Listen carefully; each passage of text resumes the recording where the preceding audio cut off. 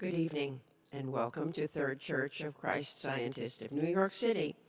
Let's begin the meeting with singing. Hymn number 136, 136. I love thy way of freedom, Lord. To serve thee is my choice. In thy clear light of truth I rise, and listening for thy voice, I hear thy promise, old and new, that bids all fear to cease. My presence still shall go with thee, and I will give thee peace. Number 136.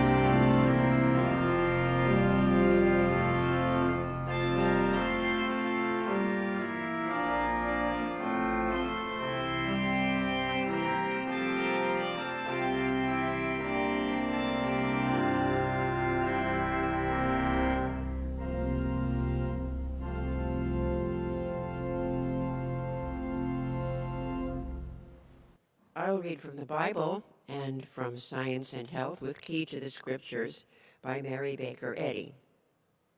The subject of this evening's readings is choice. The Bible, Job. Let us choose to us judgment. Let us know among ourselves what is good. Deuteronomy. Thou art an holy people unto the Lord thy God.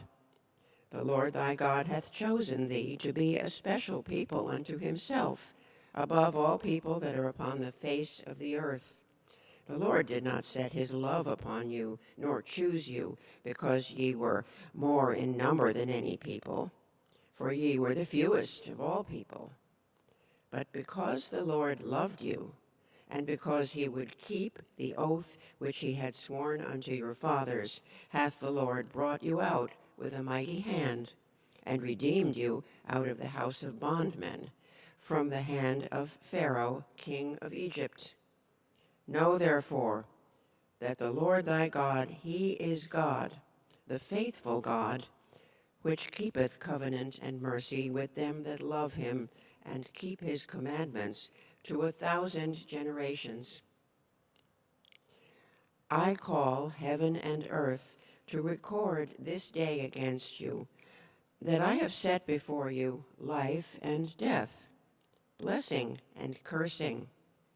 Therefore choose life, that both thou and thy seed may live, that thou mayest love the Lord thy God, and that thou mayest obey his voice, and that thou mayest cleave unto him, for he is thy life and the length of thy days, that thou mayest dwell in the land which the Lord sware unto thy fathers, to Abraham, to Isaac, and to Jacob, to give them. Joshua. And Joshua gathered all the tribes of Israel to Shechem, and called for the elders of Israel, and for their heads, and for their judges, and for their officers, and they presented themselves before God. And Joshua said unto all the people, Thus saith the Lord God of Israel, Your fathers dwelt on the other side of the flood in old time, even Terah the father of Abraham, and the father of Nachor, and they served other gods. And I took your father Abraham from the other side of the flood, and led him throughout all the land of Canaan, and multiplied his seed, and gave him Isaac. And I gave unto Isaac Jacob and Esau, and I gave unto Esau Mount Seir to possess it. But Jacob and his children went down into Egypt. I sent Moses also and Aaron, and I plagued Egypt according to that which I did among them, and afterward I brought you out.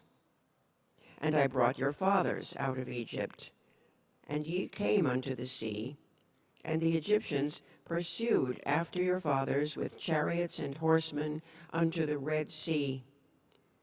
And I have given you a land for which ye did not labor, and cities which ye built not, and ye dwell in them.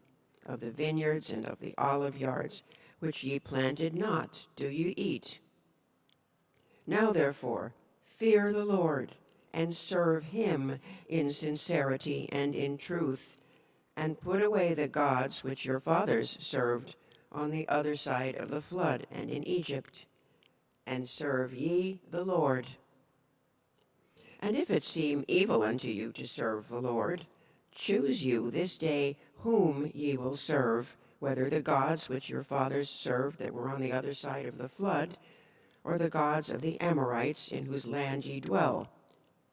But as for me and my house, we will serve the Lord. And the people answered and said, God forbid that we should forsake the Lord to serve other gods. For the Lord our God, he it is that brought us up and our fathers out of the land of Egypt, from the house of bondage, and which did those great signs in our sight, and preserved us in all the way wherein we went, and among all the people through whom we passed. And the people said unto Joshua, The Lord our God will we serve, and his voice will we obey. So Joshua made a covenant with the people that day, and set them a statute and an ordinance in Shechem. Matthew. And Jesus went about all the cities and villages, teaching in their synagogues and preaching the gospel of the kingdom, and healing every sickness and every disease among the people. But when he saw the multitudes, he was moved with compassion on them, because they fainted, and were scattered abroad as sheep, having no shepherd. Then saith he unto his disciples, The harvest truly is plenteous, but the laborers are few. Pray ye therefore the Lord of the harvest that he will send forth laborers into his harvest. John, if any man serve me, let him follow me. And where I am, there shall also my servant be. If any man serve me, him will my Father honor. Acts. And certain men which came down from Judea taught the brethren and said, Except ye be circumcised after the manner of Moses, ye cannot be saved. When therefore Paul and Barnabas had no small dissension and disputation with them, they determined that Paul and Barnabas and certain other of them should go up to Jerusalem unto the apostles and elders about this question. And being brought on their way by the church, they passed through Phoenice and Samaria, declaring the conversion of the Gentiles. And they caused great joy unto all the brethren. And when they were come to Jerusalem, they were received of the church and of the apostles and elders, and they declared all things that God had done with them. But there arose up certain of the sect of the Pharisees which believed, saying that it was needful to circumcise them and to command them to keep the law of Moses. And the apostles and elders came together for to consider of this matter. And when there had been much disputing, Peter rose up and said unto them, Men and brethren, ye know how that a good while ago God made choice among us, that the Gentiles by my mouth should hear the word of the gospel and believe. And God, which knoweth the hearts, bare them witness, giving them the Holy Ghost, even as he did unto us, and put no difference between us and them, purifying their hearts by faith.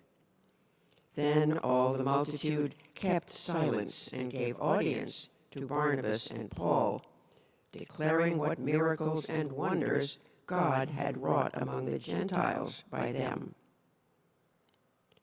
Psalms. Unto thee, O Lord, do I lift up my soul. Good and upright is the Lord. Therefore will he teach sinners in the way. The meek will he guide in judgment, and the meek will he teach his way. All the paths of the Lord are mercy and truth unto such as keep his covenant and his testimonies. For thy name's sake, O Lord, pardon mine iniquity, for it is great. What man is he that feareth the Lord? Him shall he teach in the way that he shall choose. His soul shall dwell at ease, and his seed shall inherit the earth. I'll now read correlative passages from the Christian Science textbook, Science and Health with Key to the Scriptures, by Mary Baker Eddy. The Bible declares, all things were made by him, the divine word, and without him was not anything made that was made. This is the eternal verity of divine science. If sin, sickness, and death were understood as nothingness, they would disappear. As vapor melts before the sun, so evil would vanish before the reality of good. One must hide the other.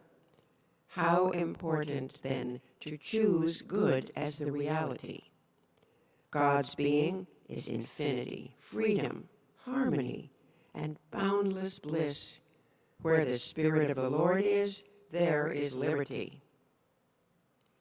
We cannot choose for ourselves, but must work out our salvation in the way Jesus taught. In meekness and might, he was found preaching the gospel to the poor. Pride and fear are unfit to bear the standard of truth, and God will never place it in such hands. The teachers of schools and the readers in churches should be selected with as direct reference to their morals as to their learning or their correct reading. Nurseries of character should be strongly garrisoned with virtue. School examinations are one-sided. It is not so much academic education as a moral and spiritual culture which lifts one higher.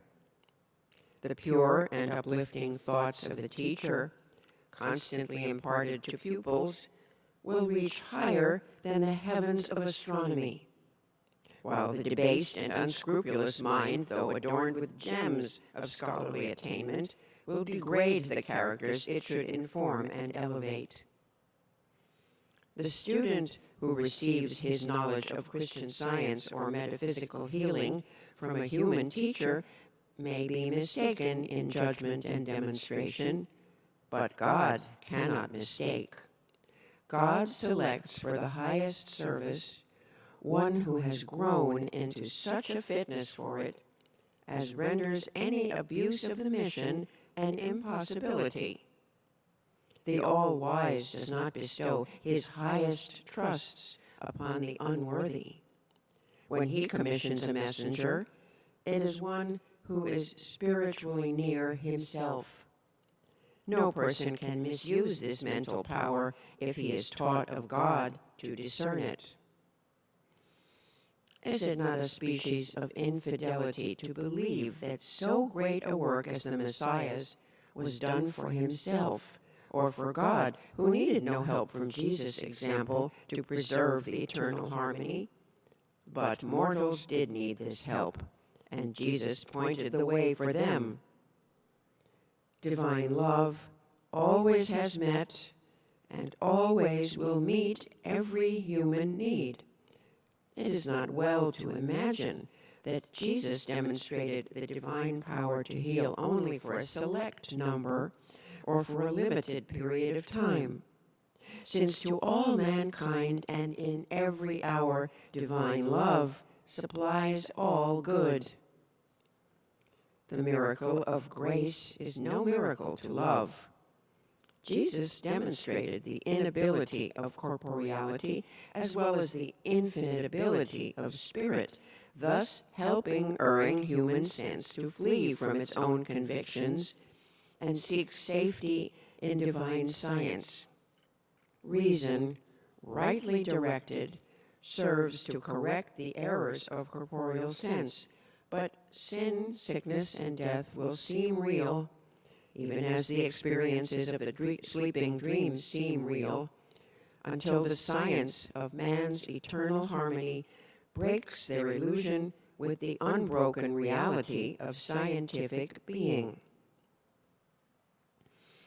Which of these two theories concerning man are you ready to accept? One is the mortal testimony, changing, dying, unreal. The other is the eternal and real evidence, bearing truth's signet, its lap piled high with immortal fruits. Our Master cast out devils, evils, and healed the sick. It should be said of his followers also that they cast fear and all evil out of themselves and others and heal the sick. God will heal the sick through man, whenever man is governed by God. Truth casts out error now, as surely as it did 19 centuries ago. The term science, properly understood, refers only to the laws of God and to his government of the universe, inclusive of man. From this it follows that businessmen and cultured scholars have found that Christian Science enhances their endurance and mental powers, enlarges their perception of character, gives them acuteness and comprehensiveness, and an ability to exceed their ordinary capacity. The human mind, imbued with this spiritual understanding, becomes more elastic, is capable of greater endurance, escapes somewhat from itself, and requires less repose. A knowledge of the science of being develops the latent abilities and possibilities of man. It extends the atmosphere of thought, giving mortals access to broader and higher realms. It raises the thinker into his native air of insight and perspicacity. The point for each one to decide is, whether it is mortal mind or immortal mind that is causative. We should forsake the basis of matter for metaphysical science and its divine principle. The physical affirmation of disease should always be met with the mental negation. Whatever benefit is produced on the body must be expressed mentally, and thought should be held fast to this ideal. If you believe in inflamed and weak nerves, you are liable to an attack from that source. You will call it neuralgia, but we call it a belief. If you think that consumption is hereditary in your family, you are liable to the development of that thought in the form of what is termed pulmonary disease, unless science shows you otherwise. If you decide that climate or atmosphere is unhealthy, it will be so to you. Your decisions will master you, whichever direction they take. Reverse the case. Stand porter at the door of thought. Admitting only such conclusions as you wish realized in bodily results, you will control yourself harmoniously.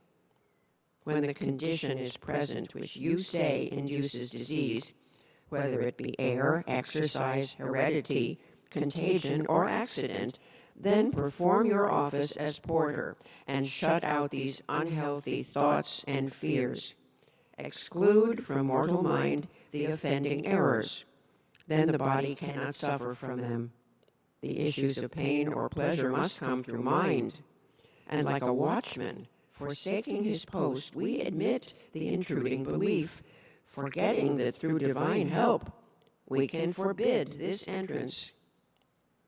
The body seems to be self-acting only because mortal mind is ignorant of itself, of its own actions, and of their results, ignorant that the predisposing, remote, and exciting cause of all bad effects is a law of so-called mortal mind, not of matter. Mind is the master of the corporeal senses and can conquer sickness, sin, and death. Exercise this God-given authority. Take possession of your body and govern its feeling and action. Rise in the strength of spirit to resist all that is unlike good. God has made man capable of this, and nothing can vitiate the ability and power divinely bestowed on man.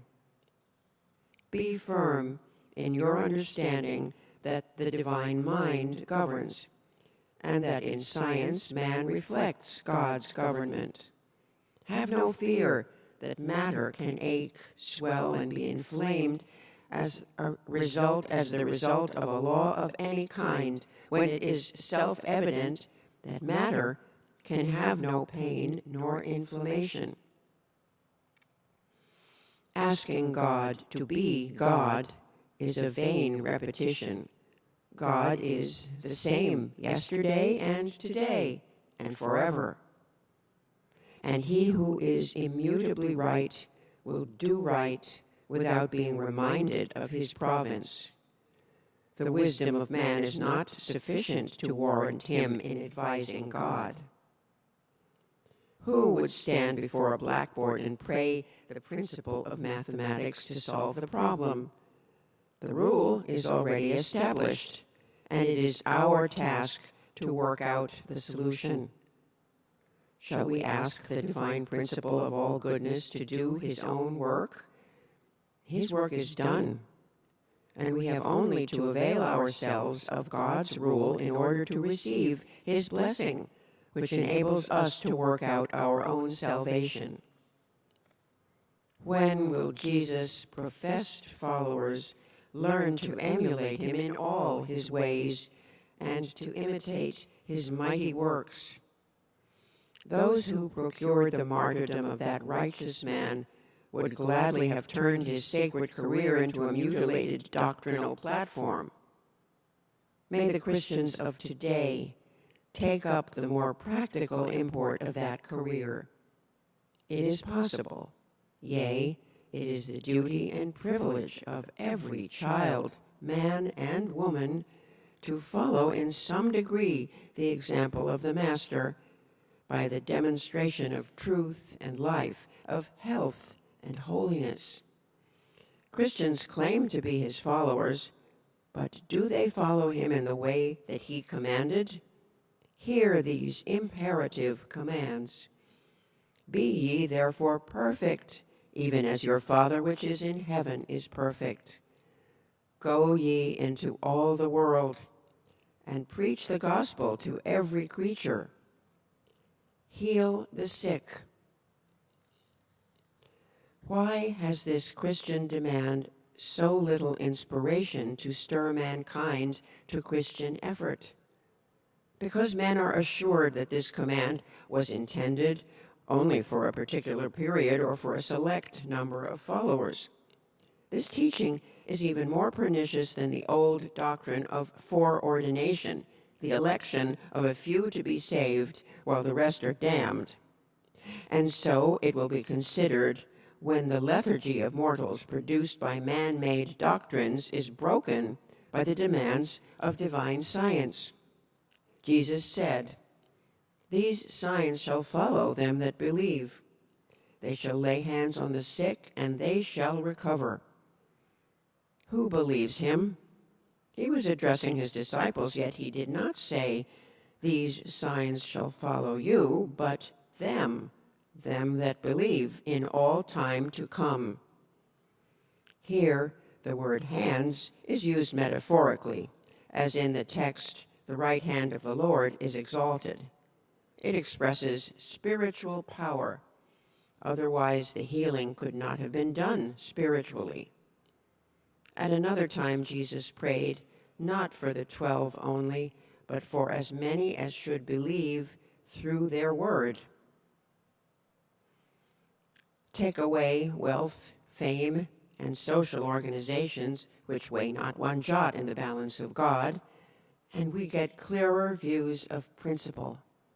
Break up cliques, level wealth with honesty, let worth be judged according to wisdom, and we get better views of humanity. To ascertain our progress, we must learn where our affections are placed and whom we acknowledge and obey as God. If divine love is becoming nearer, dearer, and more real to us, matter is then submitting to spirit.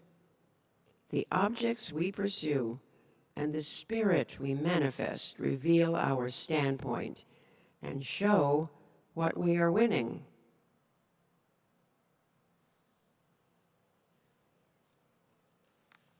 Let's pray together silently for a few moments, and then pray aloud together the Lord's Prayer.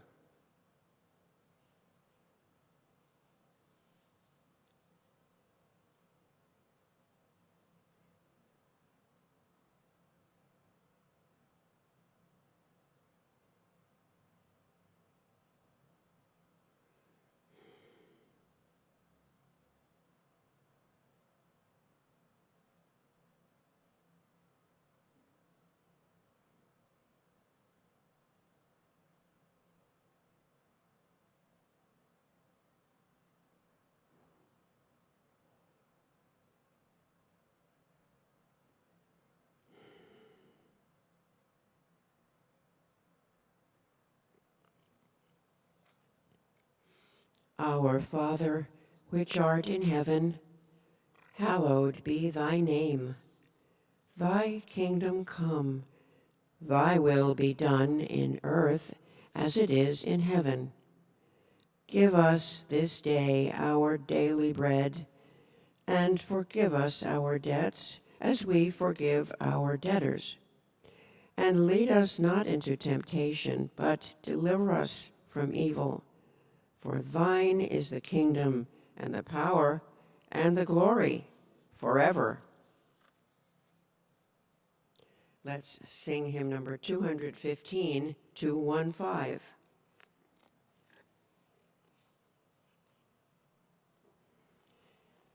Oh, happy is the man who hears instruction's warning voice, and whose celestial wisdom makes his early, only choice.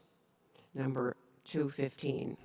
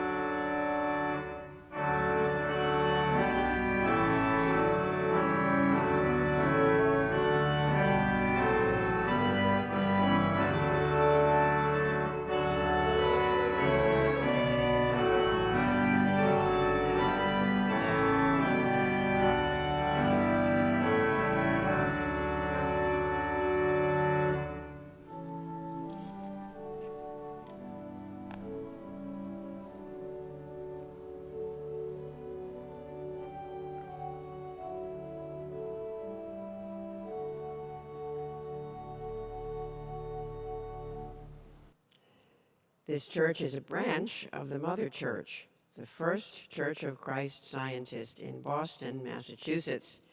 We hold Sunday services at 11 a.m. and Wednesday testimony meetings at 7:30 p.m. We also have services in Spanish, Sundays at 12 noon and Wednesdays at 6:30 p.m.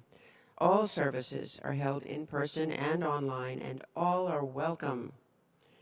Third Church offers Sunday school classes in person and online for children and teens. These free one-hour classes are available each Sunday. At Sunday school, students learn how much God loves them and cares for them. They also learn about the Bible characters and lessons and the healing power of prayer. For more information on times and classes, please send us an email, thirdchurch@thirdchurchnyc.com. The Christian Science Tri-State Reading Room invites you to its annual meeting this coming Saturday, November 2nd, at 2 p.m. in Third Church, this church, 583 Park Avenue at 63rd Street in Manhattan. Trevor Yates, a Christian Science practitioner, will speak on the subject, Supporting the City with Christian Science. To attend via Zoom, go to www.csreadingroomnyc.com/annual meeting. This meeting will also be recorded for later viewing. Do you know how to pray effectively? Would you like to learn? Third Church of Christ Scientist, New York City, and other Christian Science churches in New York, New Jersey, and Connecticut invite you to a series of spiritual roadmaps, weekly Sunday evening inspirational radio talks, which will air continuing throughout October and November from 8:03 p.m. to 9 p.m. on WOR 710 AM radio and WOR.com.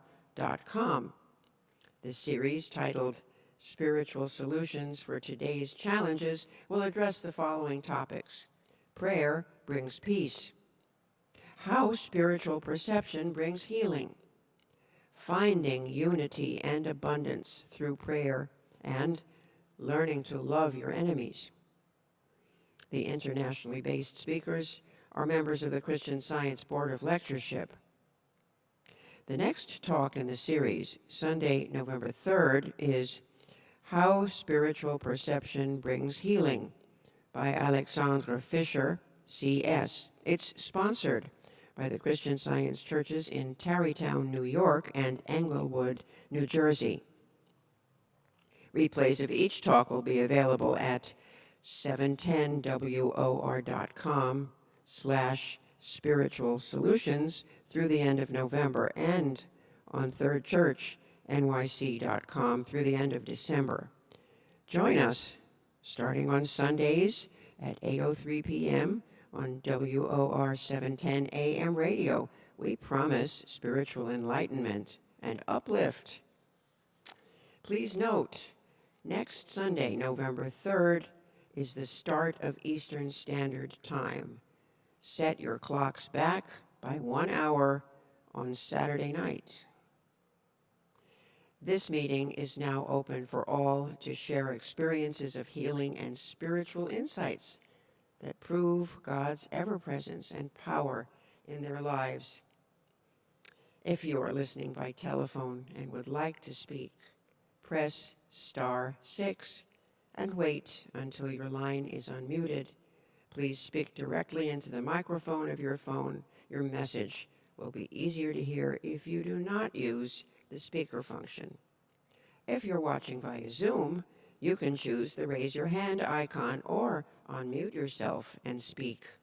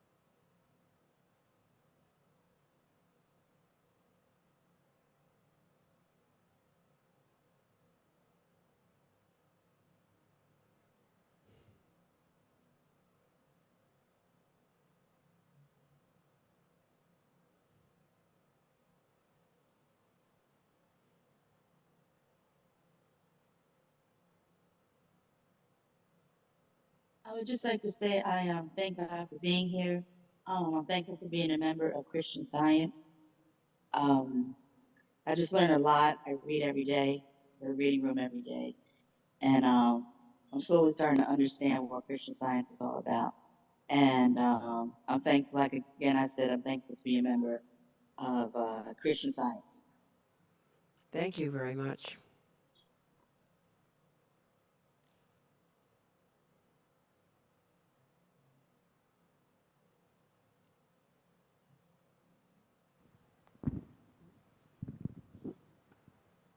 Hi, thank you. Very thinking about the subject and thinking choices that I've made in the past, and we all have choices we're making all the time.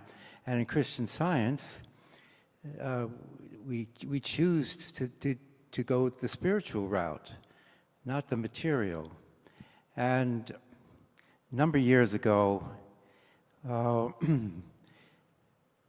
let's see, our children were very little and preschool age, and we were in a chance to relocate where we were, and the thought was, well, let's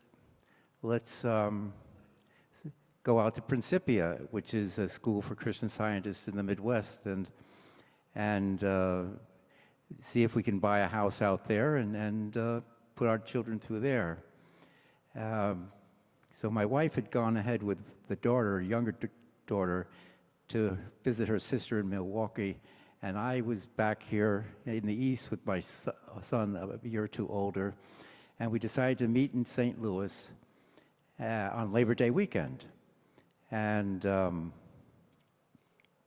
we went there, and as we started to go, my son, I started over, picked up my son at 6 o'clock in the morning. We started early and started on the Pennsylvania Turnpike and got stopped to get something to eat. And as we drove through Pennsylvania, he started feeling not well.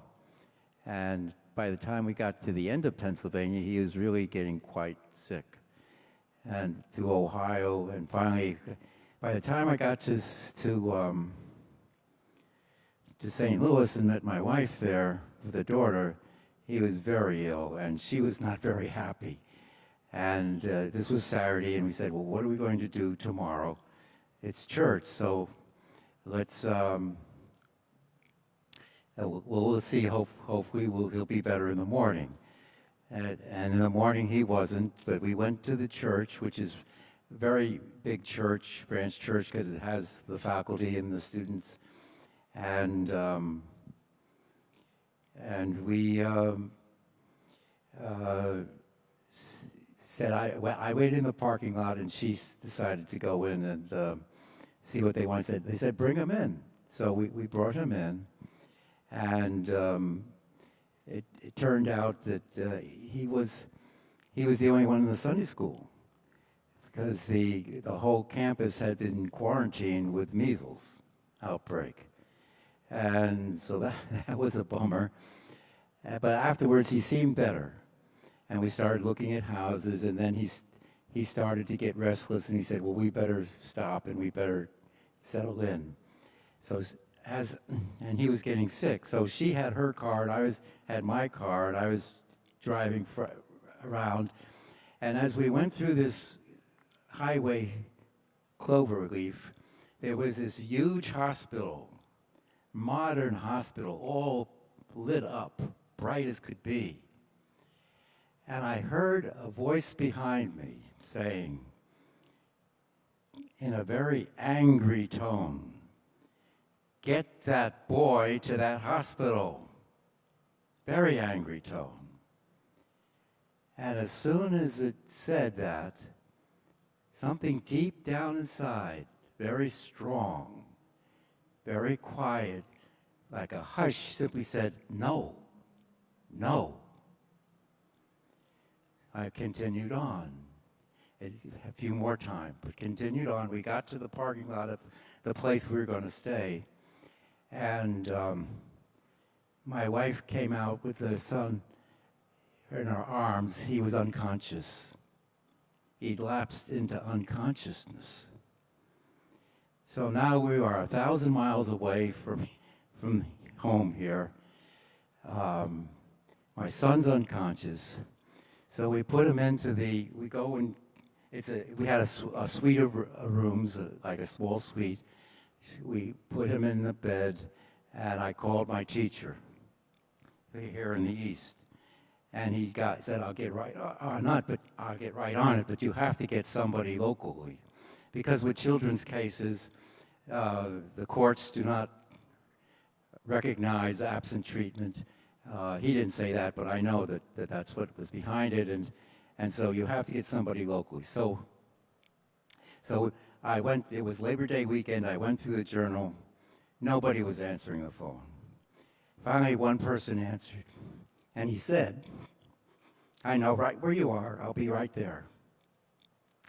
And so as we waited for him, well, not very long after that, there was a knock on the door, and this man had like kind of stocky fellow with a Hawaiian shirt. He just got off the barbecue, and he had his books under his arm, and he was ready to go. He sat down with my wife at the kitchen table, and I just lied down on the couch to quiet my thought. And she was just petrified with fear, just almost hysterical.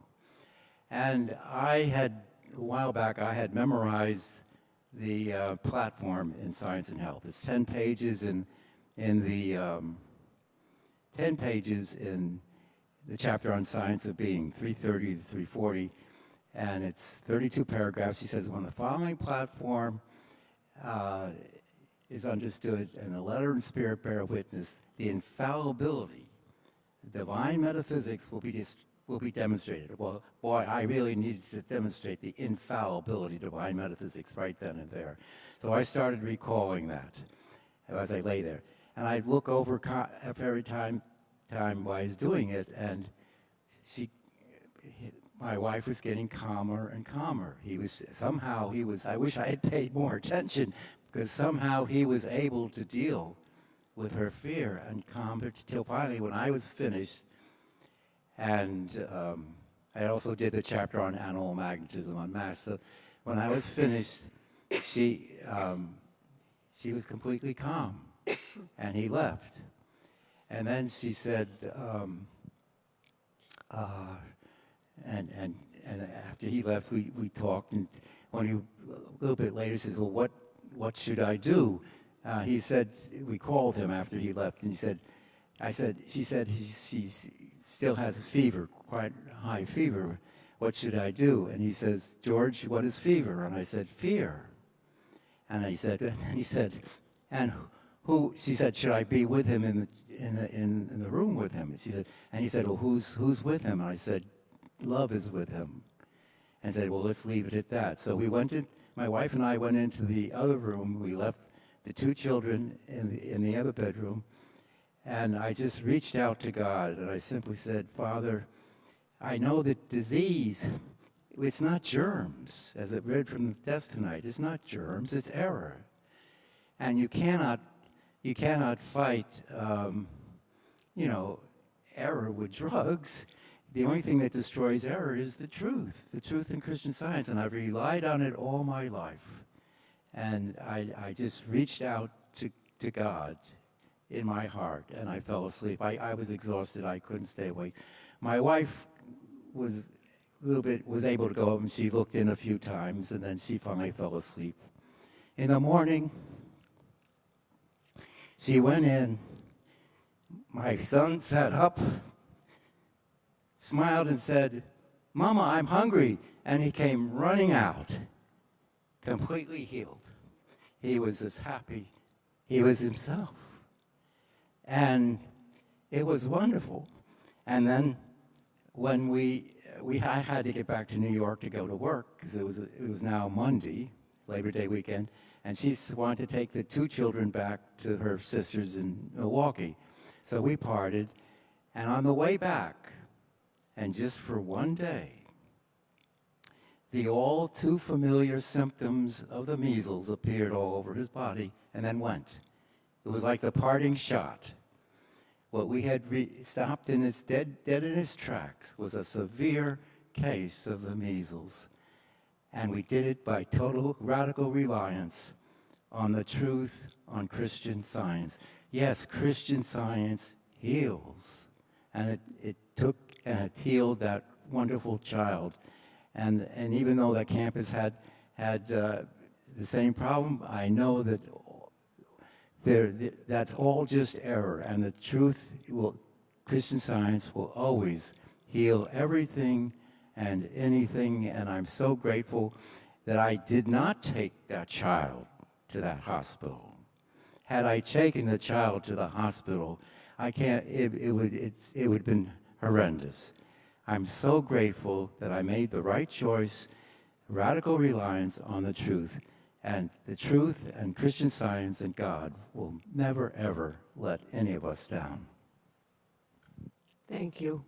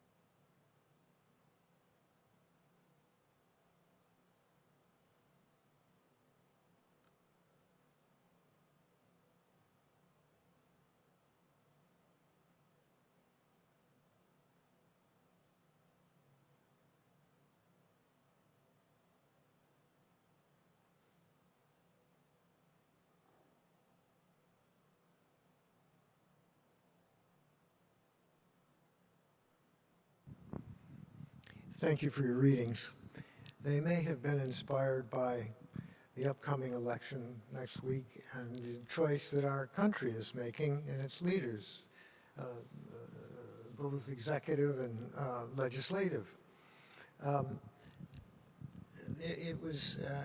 heard on the news in one of the commentaries, the former governor of Ohio said, you know, we should all take a step back. We're made in the image and likeness of God, and whoever gets elected, we're going to get through it. And Christian Scientists would affirm that God is our king, God is our lawmaker, God is our judge. All the three branches of government. And there have been articles in the Sentinel. I think Tony Lobel had an article and saying that that we should do our duty. We should make informed and intelligent choices to the best of our ability, and that's a proper thing to participate. But there should be a resistance to demonize the other side, and also it's repeating this idea that regardless of what's going to happen, if we're all attentive and do our civic duties and love each other and rely on guidance, turn to God for guidance, that as a community, as a country, we'll get through it. And we'll have many other elections, and the government will survive. That's a matter of faith, but it's more than faith. It's based on principle. That I think I've used this metaphor before. Once in going to a museum, and I think it was even the Hammurabi Code that had the laws of an ancient civilization in both the Egyptian hieroglyphics and other languages, and it was because it was all saying the same thing. It was the first time they were able to decipher Egyptian hieroglyphics. And on the top of this stone, it shows the king. Maybe it was Hammurabi, I'm not sure. But he was looking to God or seeking guidance. And this thread of looking to spirituality for spiritual good, or that the laws come from a source outside of human will, that there is a principle that underlies all true justice and law. And even the Ten Commandments are laws that are based on those things which were very important for the survival of the Israelites as they wandered through the wilderness. That it probably, there was always law, but the Ten Commandments came in a time and in a way that was useful for the survival of the Israelites. And it was based on loving God and respecting the fellow man. Those were community necessities. And the community necessities will be outside of party and politics, and it will be based on man's expression, reflection of good. And our country has been blessed by inspired founders who built on the Age of Enlightenment in Europe and picked and chose and expressed and compromised and came up with the best they could do and really advanced the politics of Western civilization. And we're still blessed by it today, and we will continue to be blessed. Thank you. Thank you all for your testimonies, your presence, and your prayers, and your support of this meeting. We'll conclude with singing of hymn number 258, 258.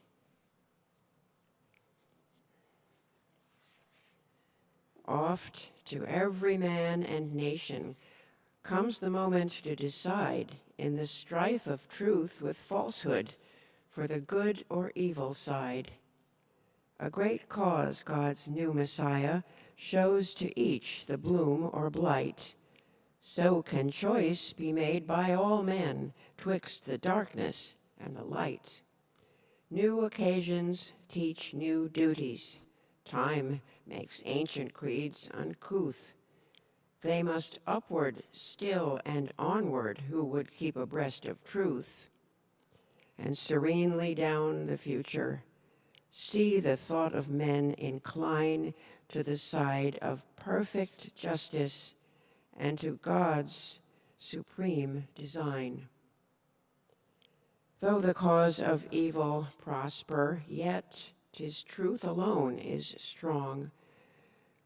Though her portion be the scaffold and upon the throne be wrong, yet that scaffold sways the future, and behind the dim unknown standeth God within the shadow, keeping watch above his own. Number 258.